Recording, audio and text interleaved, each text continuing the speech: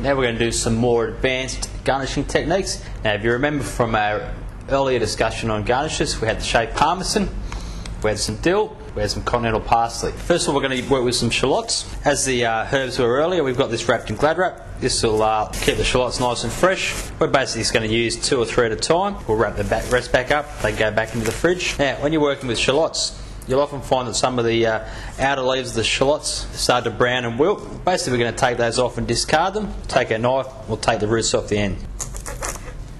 Fine, we're going to go and wash the shallot, take most of the dirt off it. Okay, shake the excess water off it. With this bottom end we're going to do some shallot curls. What we're going to do is going to cut them into lengths of about 1 inch, a little bit over 1 inch.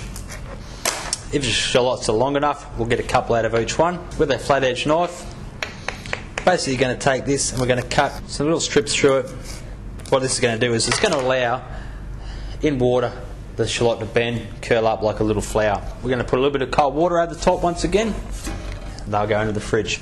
Now, we're not going to waste the top half of our shallots. We're going to use this as another type of garnish, one that's quite good for using over the top of risottos, pastas, some of those type of things. Just cutting them on a slight angle. Alright, nice fresh cut shallots. This won't require water over the top, and this will need to be done every day. Okay, some capsicum curls. This is working in a very similar fashion to the curled up shallot that we're using. We're just going to cut a nice flat side of each of these yellow and red capsicums, and then we're going to take the main part of the flesh off it, and then we're going to slice them into little tiny strips. When that goes into cold water overnight or during the day, it'll then curl that capsicum up, and you'll have about a pinch, nice little bit of red and yellow capsicum, and use that as a garnish.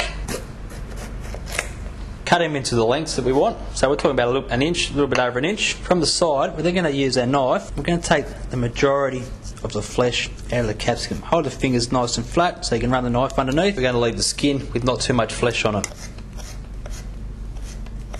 Anyway, takeaway container, once again, some cold water over the top.